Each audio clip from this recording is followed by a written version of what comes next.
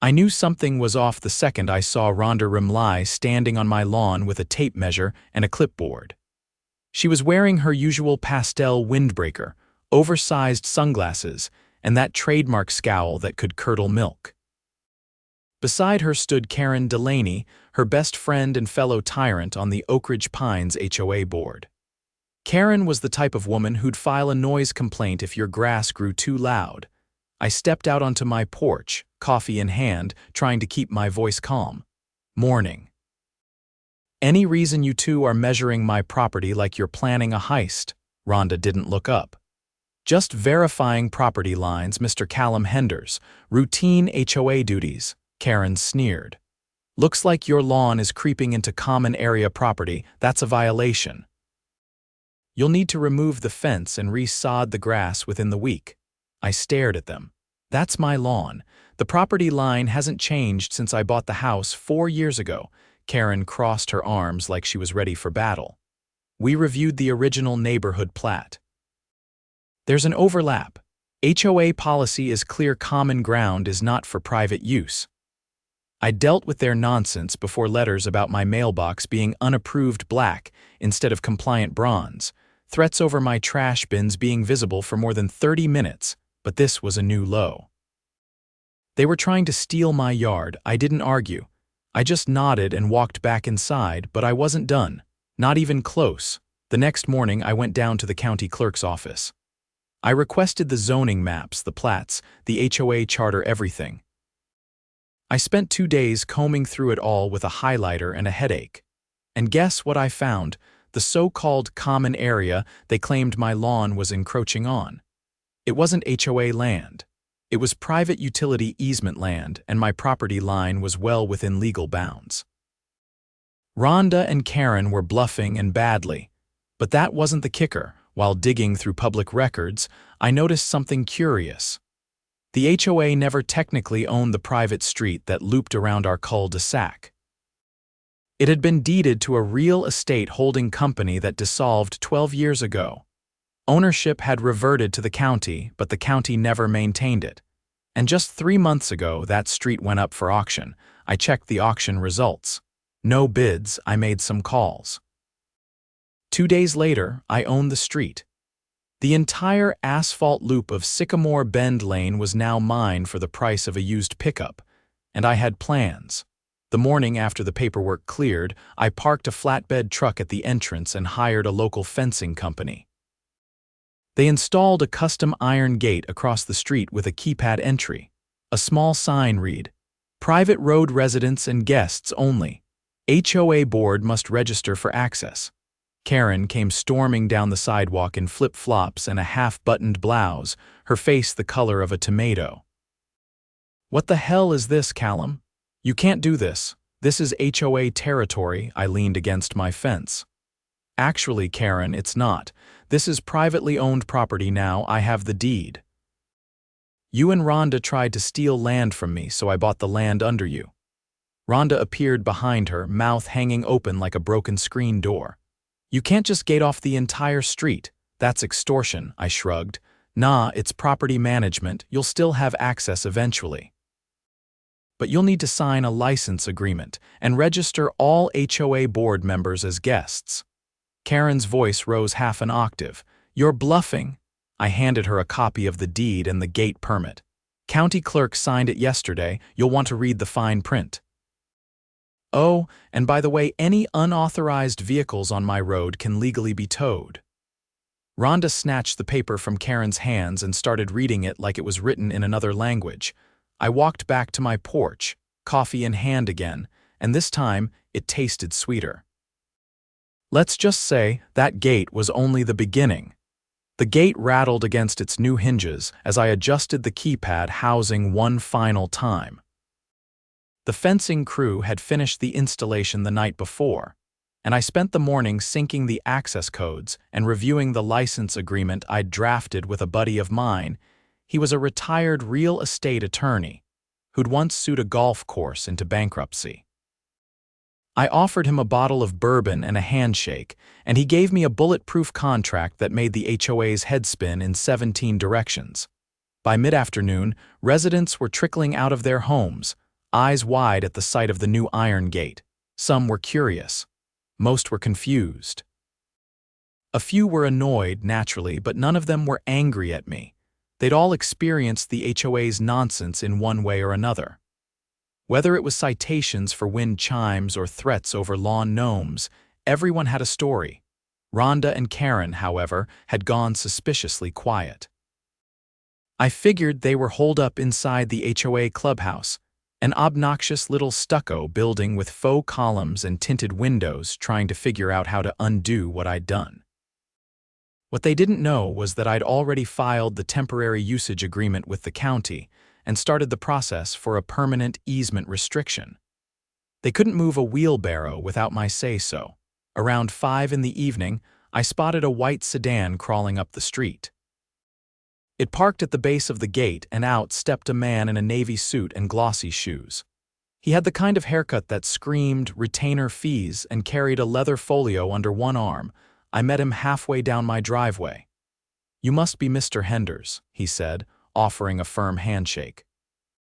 "I'm Ellis Granger, legal counsel for the Oakridge Pines Homeowners Association." "Let me guess," I said, "you're here to tell me I'm violating some ancient covenant that says only the HOA can own oxygen in this neighborhood." He didn't laugh. "The board is concerned about the gate's impact on emergency access and community flow. They're requesting immediate removal." I gestured to the sign beside the gate. "Emergency services already have a dedicated code. I cleared it with the fire and police departments. As for community flow, the board should have thought about that before they tried to redraw property lines behind everyone's backs." He adjusted his cufflinks. "If the board was mistaken, they're willing to revisit." "No," I cut in. "They weren't mistaken. They were lying. And I've got documentation to prove it.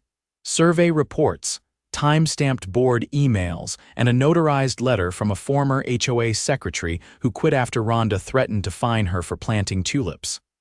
That was the first time he blinked. "There's also the matter of asset misrepresentation," I added. "The HOA claimed ownership of the street on several financial statements filed with the county. That's fraud, Ellis.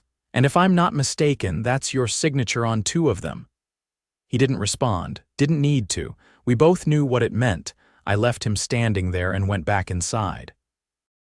The next morning, I opened the mailbox and found a glossy tri-fold pamphlet from the HOA titled Community Emergency Bulletin.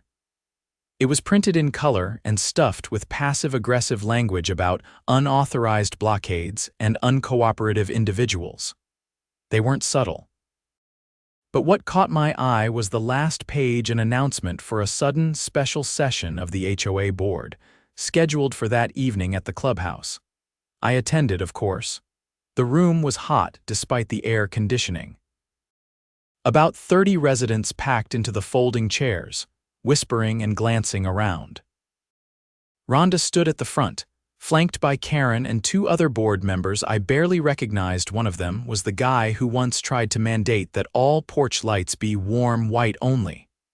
"Let's begin," Rhonda said, tapping her acrylic nails on a clipboard.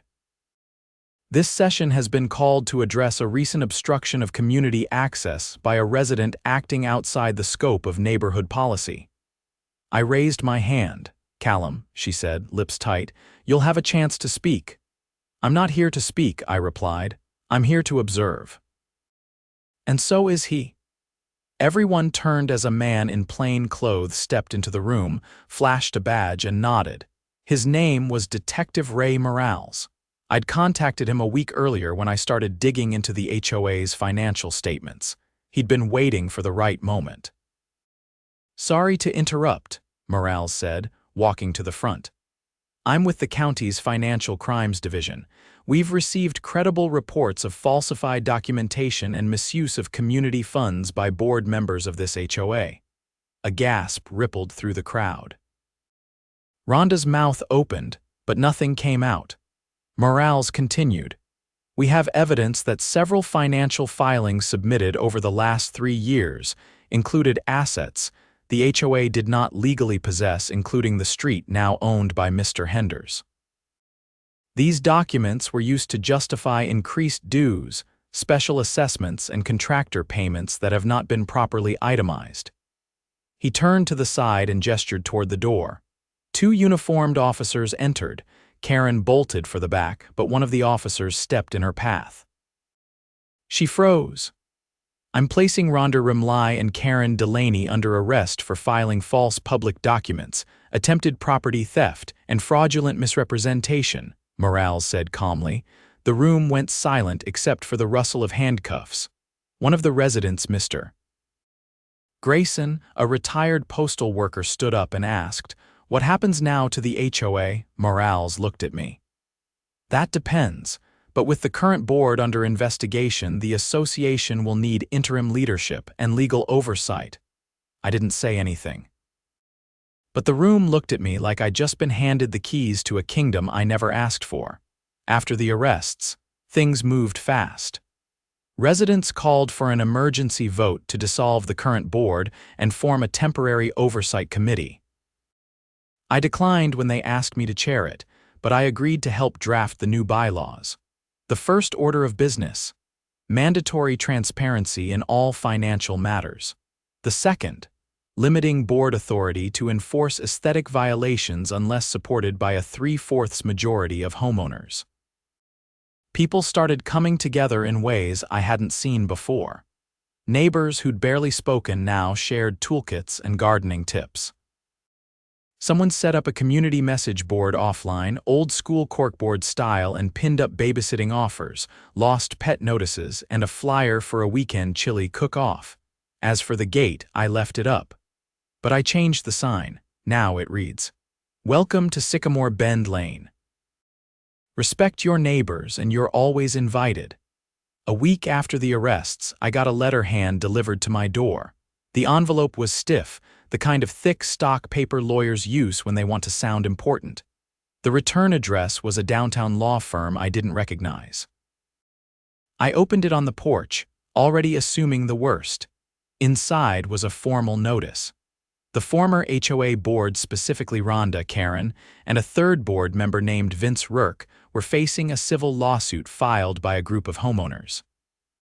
The charges included misappropriation of funds, unauthorized assessments, and, most damning of all, conspiracy to defraud. I didn't realize just how deep the rot had gone until I got a call from Detective Morales that afternoon. "Callum," he said, his tone much more serious than before, "we found something in the HOA's email archives. You're going to want to come down to the station." When I arrived, Morales was already seated in a small interview room with a laptop open. The screen displayed a string of emails between Karen and Vince with Rhonda copied on every one. The subject line read, "Lawn expansion dispute leverage options." He clicked through slowly, letting me read as I went. The messages weren't subtle. They discussed fabricating a survey, commissioning a friendly inspector to confirm it, and using the supposed violation to force me into a compliance fine. If I refused, the plan was to escalate, threaten a lien, and then quietly file for forced community maintenance intervention. In HOA lingo, that meant seizing the land under the pretense of restoring common areas. The real kicker: one line from Karen: "If we get Callum's side strip and push the lot line, we can add the old path easement back into the community plan. That opens up resale potential." Vince said we can float the idea to Midstate Dev Co. as soon as it's cleared. Morales leaned back.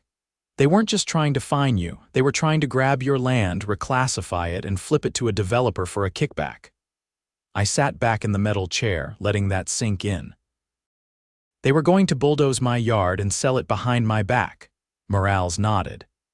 We traced incoming wire transfers to Vince's personal account from Midstate, small amounts spread over a year labeled as consulting fees.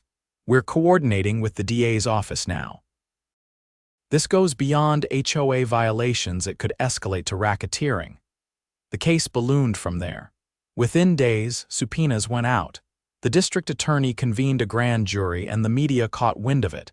Our sleepy cul-de-sac became headline material. HOA extortion scandal in Oakridge Pines ran across the evening news, complete with aerial shots of the gate I'd installed and blurry footage of Rhonda being led into court. Reporters started showing up, knocking on doors, looking for sound bites. I avoided them as best I could, but it didn't stop them from calling me a local homeowner hero during the evening segment. That part made me laugh out loud mostly, because I'd never asked to be anything except left alone. Meanwhile, the temporary oversight committee was putting in real work. With the corrupt board gone, residents started opening up about things they'd been afraid to say before. One woman, an ICU nurse named Alyssa, told the committee that Karen had once threatened to have her car towed for being unregistered when she parked on the street overnight after a double shift. Another neighbor, Mr. Liang, revealed he'd been fined repeatedly for unauthorized shrubbery that turned out to be native plants listed on the state's protected vegetation list. The stories poured in. Dozens of them. But the most chilling came from a quiet older gentleman named Walter who lived at the end of the loop. He stepped into the community meeting one evening with a folder under his arm and waited patiently to speak. When it was his turn, he walked to the front, opened the folder, and began placing photos on the table. "I used to work in city planning," he said. "Retired 15 years now. But I kept copies of everything from when this development was first approved."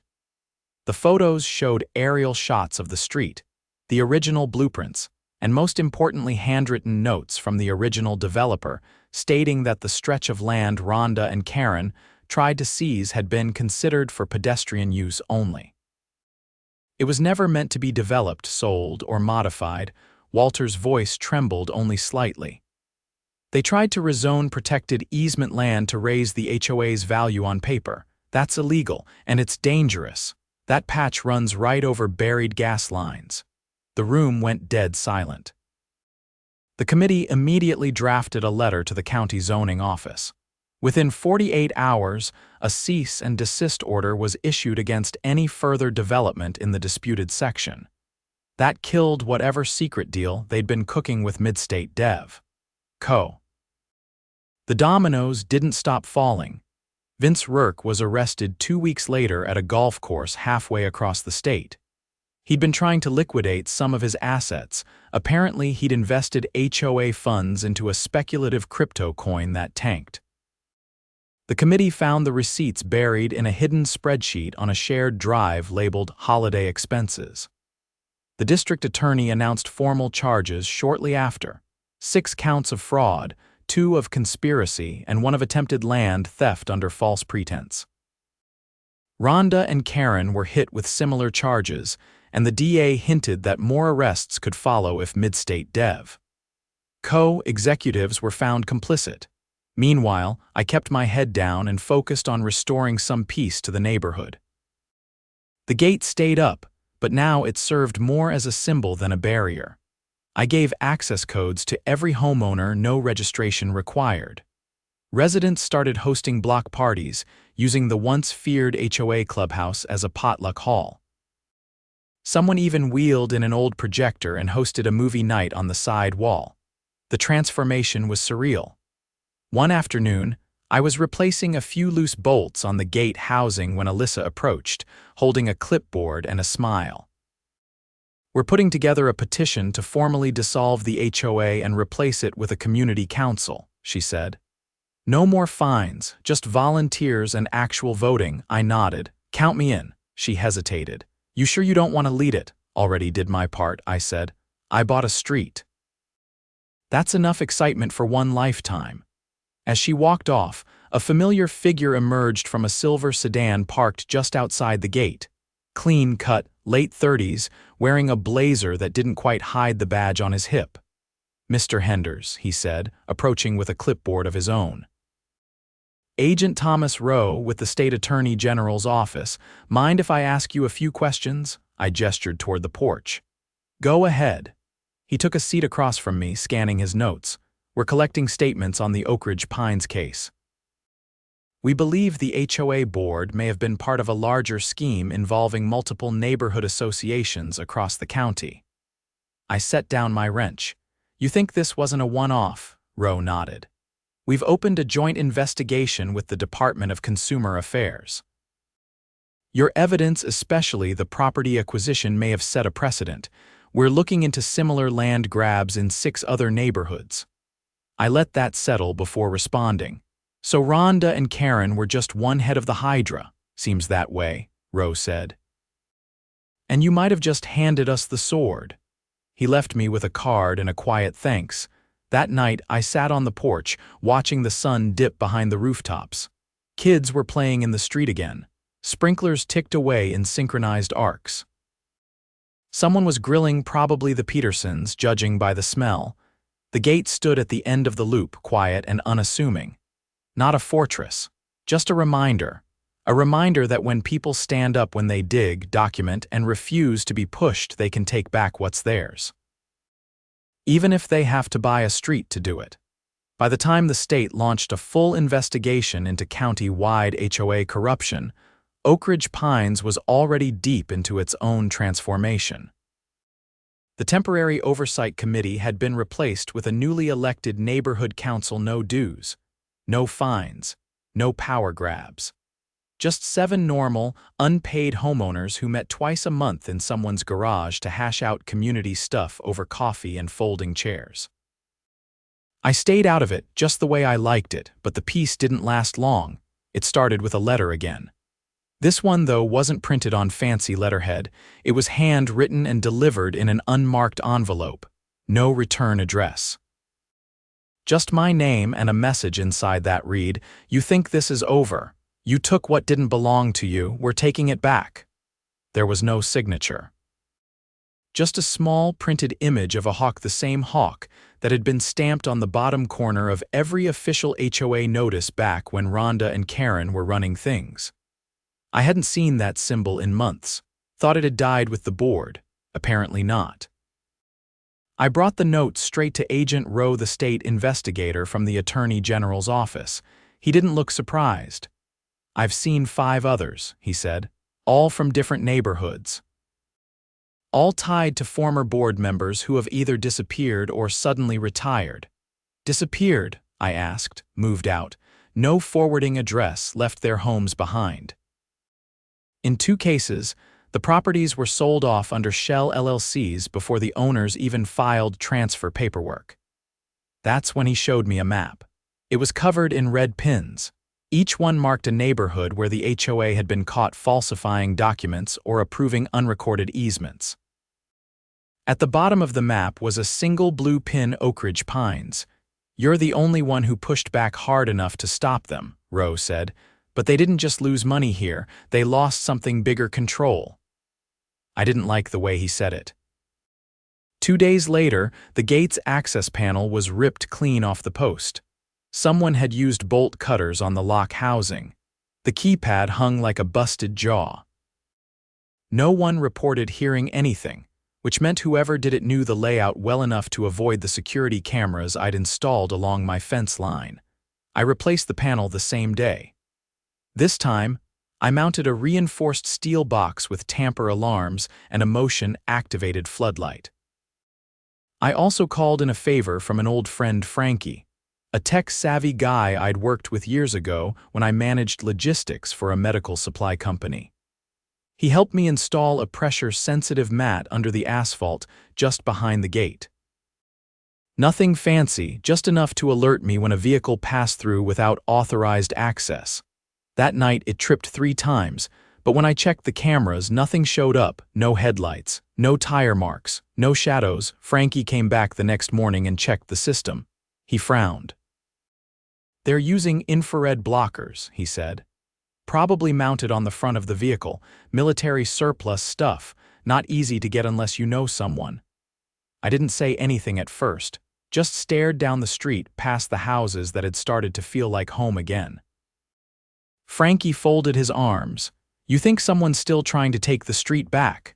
"They're not after the road," I said. "They're after what it represents."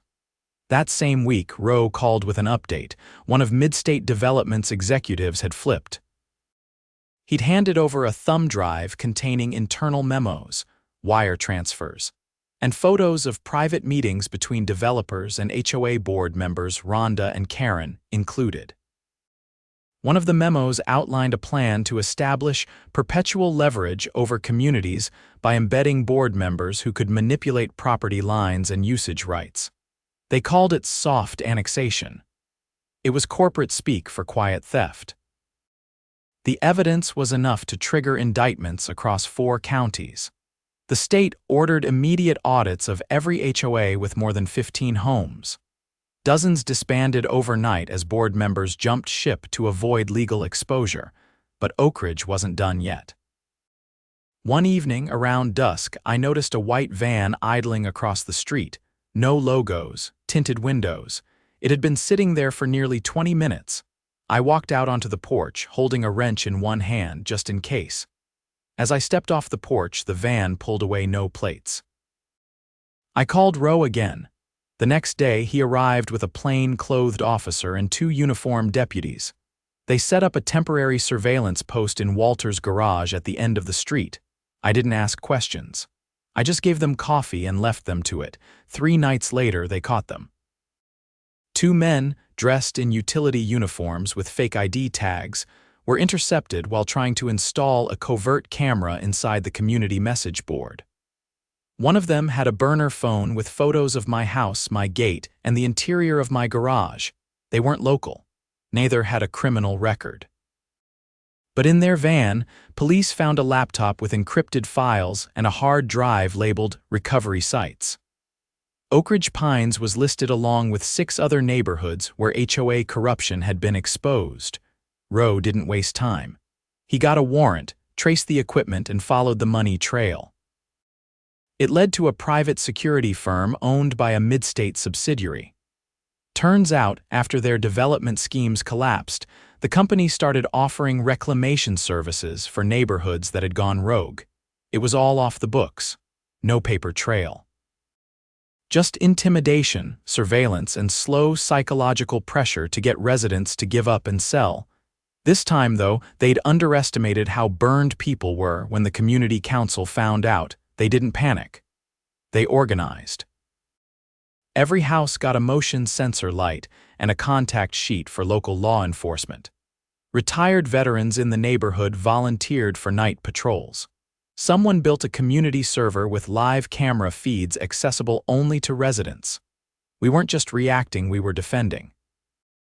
Meanwhile, the state case expanded. Mid-State's board of directors was subpoenaed. The CEO resigned. Class action lawsuits from dozens of affected neighborhoods piled up in court. The Attorney General called it one of the most systematic abuses of residential governance in state history. But the final blow came from Walter, the quiet man at the end of the street. Turns out, he hadn't just worked city planning. He'd been a zoning compliance auditor for 2 decades. He spent 3 months compiling a report referencing every fraudulent plat approval tied to Mid-State's projects. His findings exposed a years-long pattern of falsified easements and misrepresented land surveys. It wasn't just crime, it was environmental violation and public hazard. That report was submitted to the state Senate. Legislation followed. The Residential Protection and Transparency Act passed with overwhelming support.